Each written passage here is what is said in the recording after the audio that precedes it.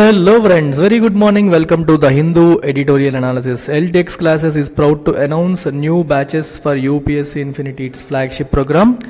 Now you can kickstart your preparation at just 5,000 per month. కేవలం 5,000 రూపాయలు pay చేసి మీరు యూపీఎస్సీ ప్రిపరేషన్ కిక్ స్టార్ట్ చేయొచ్చు. లైఫ్ టైం వ్యాలిడిటీ పొందొచ్చు. ఆన్లైన్ మరియు ఆఫ్లైన్ రెండు చోట్ల కూడా అవైలబుల్గా ఉంది. 15th ఏప్రిల్ లోపు మీరు పే చేసి ఈ అవకాశాన్ని వినియోగించుకోవచ్చు. ఈ నెంబర్కి కాంటాక్ట్ చేసి జాయిన్ అవ్వచ్చు. అలాగే యూపీఎస్సీ ఇన్ఫినిటీ వర్కింగ్ ప్రొఫెషనల్స్కి ఎక్స్క్లూజివ్గా అందిస్తున్న స్పెషల్ ప్రావిజన్, మీరు హైదరాబాద్లో కానీ ప్రిపేర్ అవుతున్న వాళ్ళు ఆన్లైన్ యాక్సెస్ తీసుకొని మీరు వీకెండ్స్ ఫ్రీ యాక్సెస్ పొందొచ్చు ఆఫ్లైన్ క్లాసెస్కి. ఈ ఆప్షన్ కూడా మనం ఇస్తున్నాం. అంటే ఆన్లైన్ ఫీజే పే చేస్తారు, కొన్ని ఓన్లీ వీకెండ్స్లో మన ఆఫ్లైన్ క్లాసెస్ వినే అవకాశాన్ని కల్పిస్తున్నాం. సో 5,000 per month పే చేసి మీరు జాయిన్ అవ్వచ్చు. అండ్ ఇది కూడా 15th ఏప్రిల్ లోపు జాయిన్ అయ్యే వాళ్ళకి మాత్రమే. So UPSC optionals, we have all these optionals and these 3 options are being covered by me and we కూడా మీకు 5,000 per month పేజెస్ జాయిన్ అవ్వచ్చు. వీటికి కూడా కొత్త బ్యాచెస్ అనేవి అనౌన్స్ చేసాం. లైవ్ అండ్ రికార్డెడ్ ఫార్మాట్లో అందుబాటులో ఉన్నాయి. అండ్ ఈ నెంబర్కి మీరు కాంటాక్ట్ చేయొచ్చు. Offer valid till 15th April.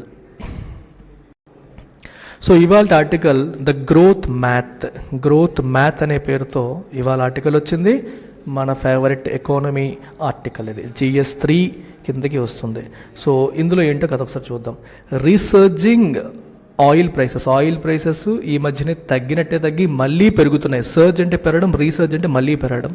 Tight money, monetary policy Titan అవుతుంది.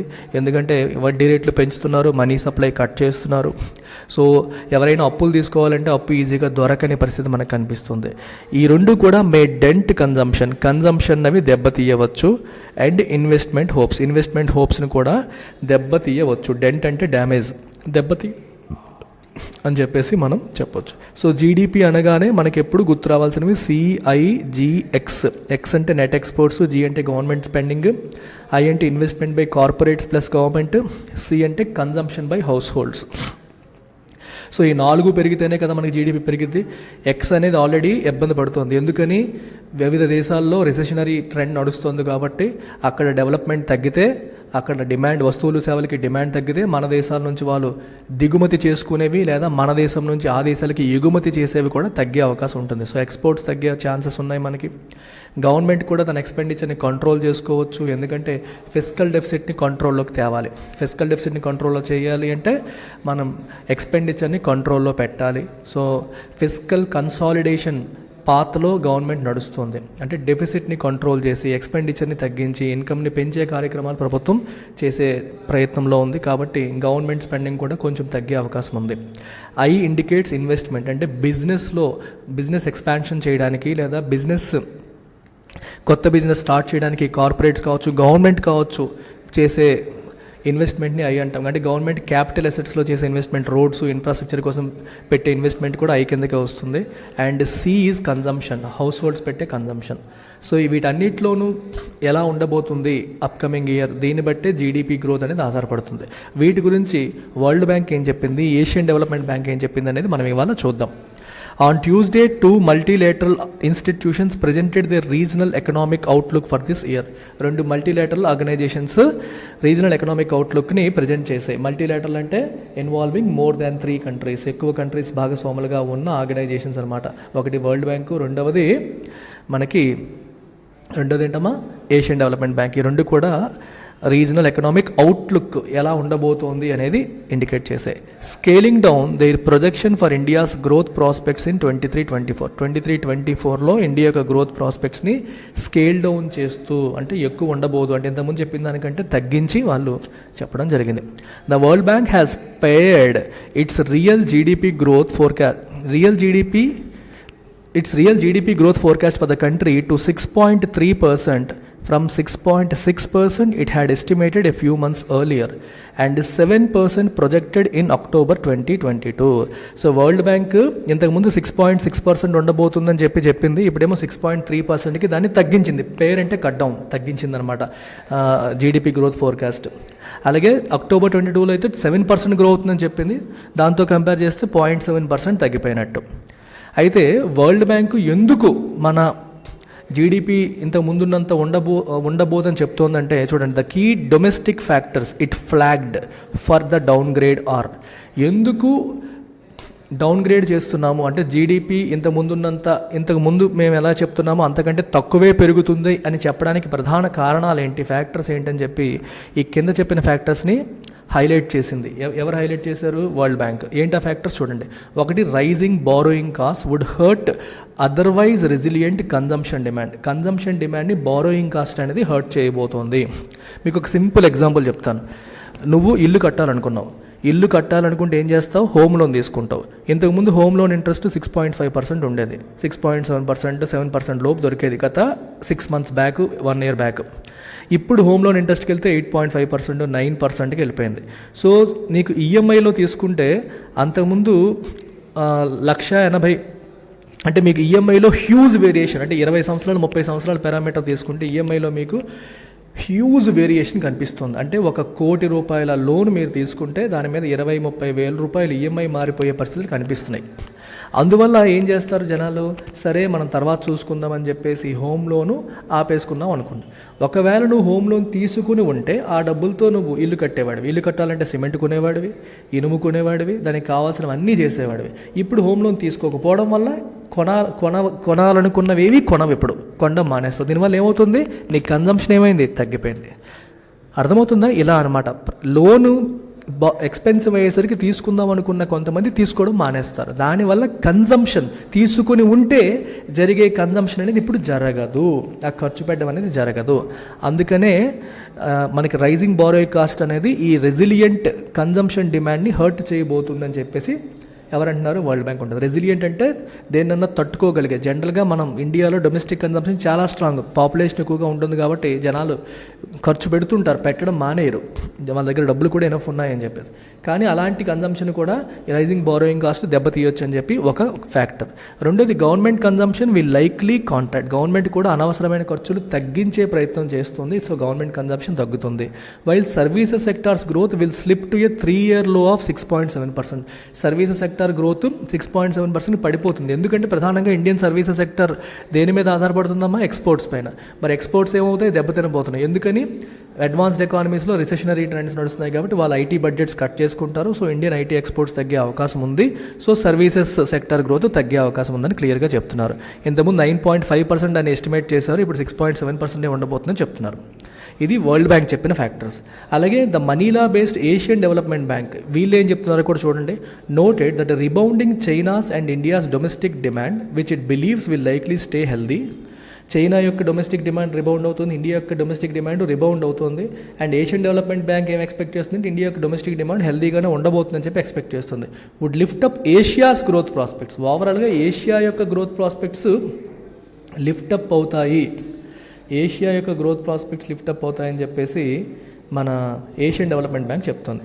అయితే however it slashed its 23-24 GDP growth forecast for India from 7.2% to 6.4%. ఇది ఏం చేసిందంటే 2023-24 జీడిపి గ్రోత్ ఫోర్కాస్ట్ ఫర్ ఇండియాని 7.2% నుంచి 6.4%కి కట్ చేసింది. ఎందుకని? సైటింగ్. ఇదేం కారణాలు చెప్తోందంటే, సైట్ అంటే టు షో యాజ్ రీజన్, ఏవి కారణాలుగా చూపిస్తోందంటే టైట్ మానిటరీ కండిషన్స్, అంటే వడ్డీ రేట్లు పెరిగిపోయి అప్పులు ఈజీగా పొట్టట్లేదు. And fading optimism on business conditions, బిజినెసెస్కి ఆప్టిమిజం కూడా రోజు రోజుకి తగ్గిపోతుంది. ఓకే, బిజినెసెస్ ఆప్టిమిస్టిక్గా ఉంటేనే వాళ్ళు ఇన్వెస్ట్ చేస్తారు, ఎక్స్పాండ్ చేస్తారు. ఆప్టిమిస్టిక్గా లేకపోతే ఇన్వెస్ట్మెంట్స్ తగ్గించుకుంటారు, అవి తగ్గిపోతున్నాయి. that it reckoned would lead to lower growth in private investment. So optimism తగ్గింది కాబట్టి ఇట్ రెకార్డ్ అంటే అంచనా వేయడం, ఎక్స్పెక్ట్ చేయడం, రైట్. దేనికి? అది ప్రైవేట్ ఇన్వెస్ట్మెంట్ని తగ్గిస్తుందని చెప్పాను మీకు. ప్రైవేట్ ఇన్వెస్ట్మెంట్ ఏంటి? బిజినెస్ ఎక్స్పాండ్ చేయడం లేదా కొత్త బిజినెస్ స్టార్ట్ చేయడం, ఎక్విప్మెంట్ మెషినరీ కొనుగోలు చేయడం, ఇవన్నీ కూడా ప్రైవేట్ ఇన్వెస్ట్మెంట్ కిందకు వస్తాయి. సో ఎప్పుడైతే వాళ్ళ ఆప్టిమిజం తగ్గిపోతుందో, ఇప్పుడు చూడండి, నేను ఎక్కడ బ్రాంచ్ పెట్టినా సరే స్టూడెంట్ జాయిన్ అయిపోతారన్న పాజిటివ్ ఆప్టిమిజంతో నేను ఉన్నాను అనుకోండి, నేను కాకినాడలో పెడతాను, రాజమండ్రిలో పెడతాను, విజయవాడలో పెడతాను. పెట్టినా ఎవరు వస్తారో రారో, జాయిన్ అవుతారో ఎవరో అని అనుమానాలు ఉన్నాయనుకోండి, నేను పెట్టను. అంతే కదా, కామన్ సెన్స్. అది ఇక్కడ కూడా జరుగుతుంది. అది బిజినెసెస్ ఆప్టిమిస్టిక్గా ఉంటే ప్రాస్పెక్ట్స్ బాగుంటాయి అని చెప్పేసి వాళ్ళు ఎక్స్పాండ్ చేస్తారు. ఆప్టిమిస్టిక్గా లేకపోతే వాళ్ళు ఎక్స్పాండ్ చెయ్యరు, అది విషయం. ఓకేనా?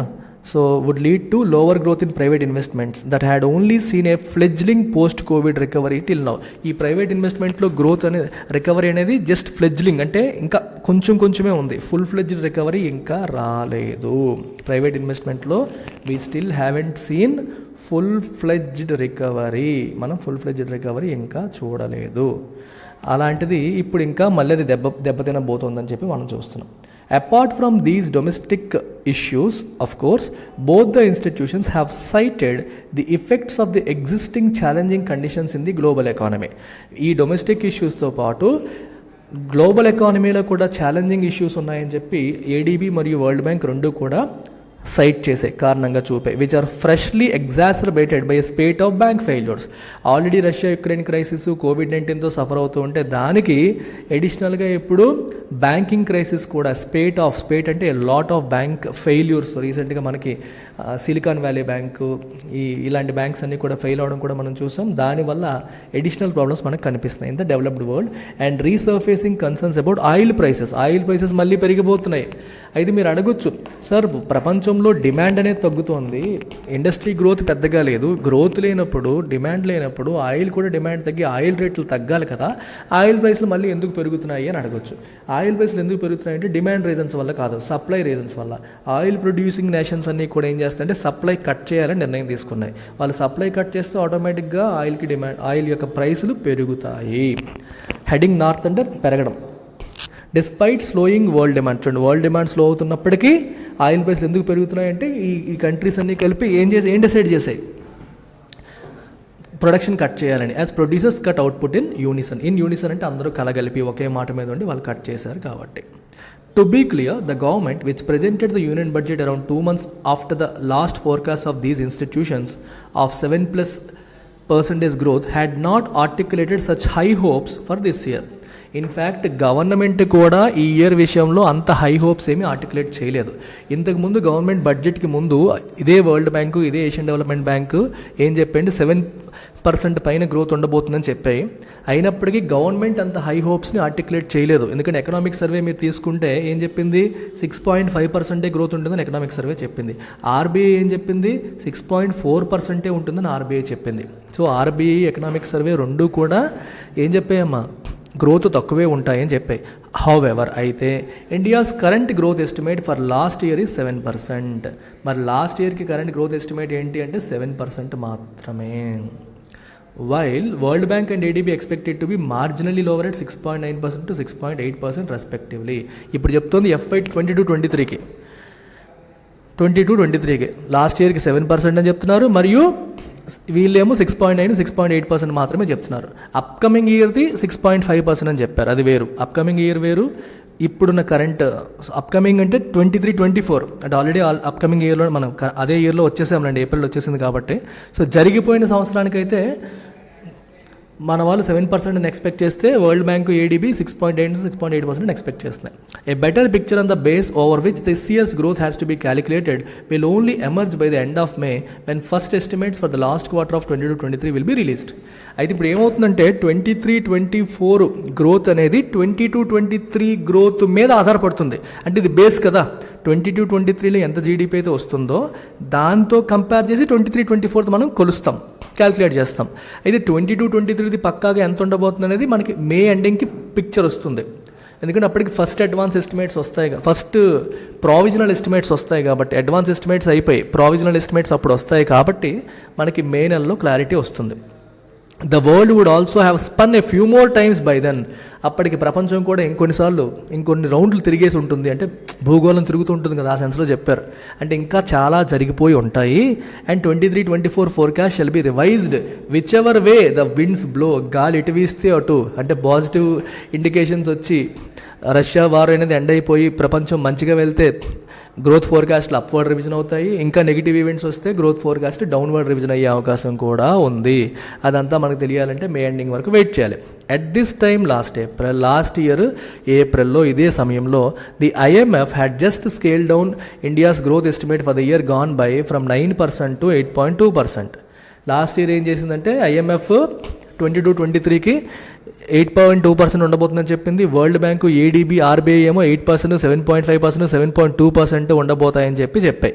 Policy makers can safely tune out అంటే మీనింగ్ ఏంటంటే not pay attention to something. వీటిపైన అటెన్షన్ పే చేయకుండా పాలసీ మేకర్స్ సింపుల్గా ట్యూన్ అవుట్ చేయొచ్చు the noise generated by these numbers. అబ్బా వీళ్ళంతా ఏంట్రా బాబు, వరల్డ్ బ్యాంక్ కూడా ఎలా అంటాడు, ఐఎంఎఫ్ వాళ్ళు ఎలా అంటారు, ఏడీ, వీటన్నిటి మీద బుర్ర పెట్టి పిచ్చెక్కిపోయి గవర్నమెంట్ బుర్ర పెట్టాలంటే అవసరం లేదు. వీటన్నిటిని ఇగ్నోర్ చేయొచ్చు. కాకపోతే but must pay heed to the stress science being flagged. వాళ్ళు డొమెస్టిక్గా వాళ్ళు రైజ్ చేస్తున్న ఇష్యూస్ పైన మాత్రం ఫోకస్ చేయాలి.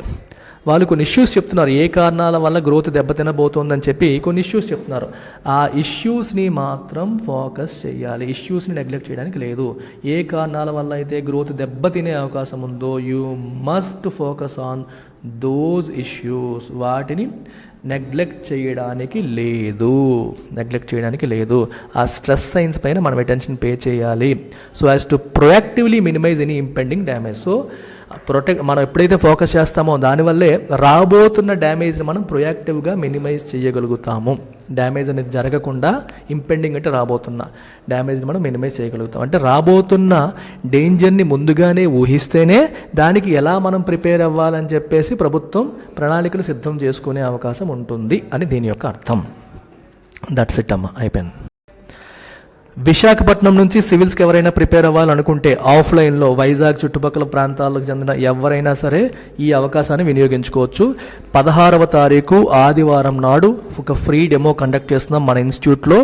ఇది మన లొకేషన్, ఇన్స్టిట్యూట్ అడ్రస్ ఇది, కంప్లీట్ అడ్రస్ ఇది. ఇక్కడికి వచ్చి మీరు డెమో అటెండ్ అవ్వండి. వైజాగ్లో we have a 6 member team.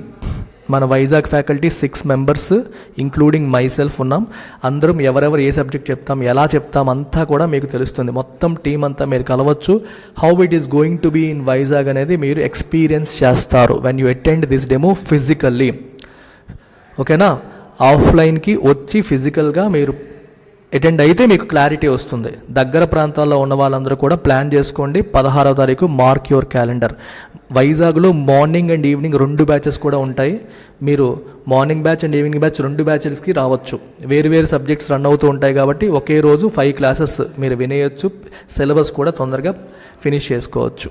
So మంచి అవకాశం ఇది, వినియోగించుకొని ఈ నెంబర్కి కాల్ చేయండి ఏమాత్రం డౌట్స్ ఉన్నా. That's it, take care, bye.